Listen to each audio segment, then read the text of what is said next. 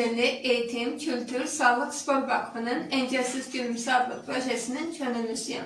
Bugün spor aktivitesinde ev şəraitində spor hərəkətlərini edərək göstərəcəyik. Salam, mən Səadət, Əngəlli Dərnəklər Federasiyanının Əngəllilərə Könüllü Dəstək Layihəsinin könüllüsüyəm. İndi isə idmanımıza başlayaq.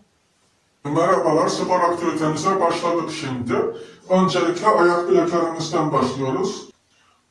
Faydası oluyor. Şimdi ben tarafımıza geldi. Karın kaslarına falan fayda sağlıyor atelelere.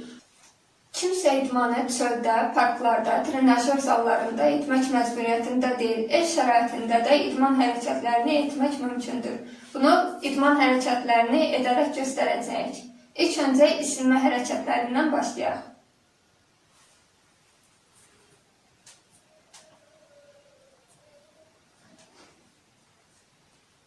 Sonra isə boynumuzu sağa, sola, arxaya və önə edəcəyik.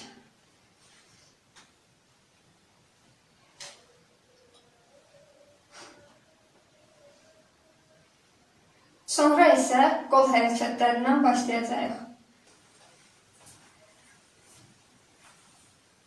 İndi isə digər qolumuza keçək. Sonra isə çiyin hərəkətlərini edəcəyik. Əlimizi çiyinimizin üstlərinə qoyub dairə şəklində fırladacaq. Sonra isə əlimizi qaldırıb sağa, sola edəcəyik.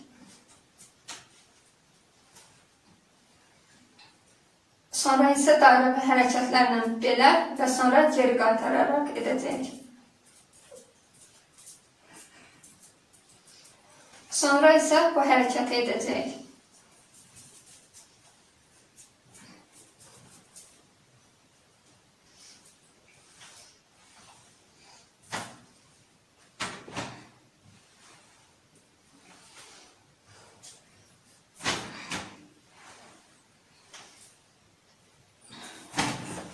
İdmanla birlikdə xarici və daxili sağlamlığımızı qorumaq üçün yediyimiz qidalara diqqət etmək lazımdır.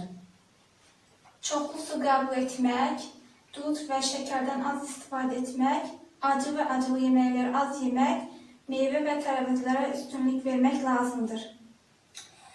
Qazlı içəcəklərdən mümkün qədər uzaq olmaq, siqaret və alkoldan uzaq durmaq lazımdır.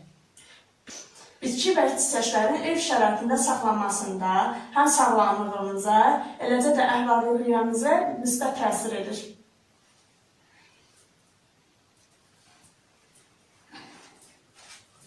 Sağlamlığımızda bir problem yaranarsa, Türkiyədə 112, Azərbaycanda 103 və 113 numarasına zəng vura bilərsiniz.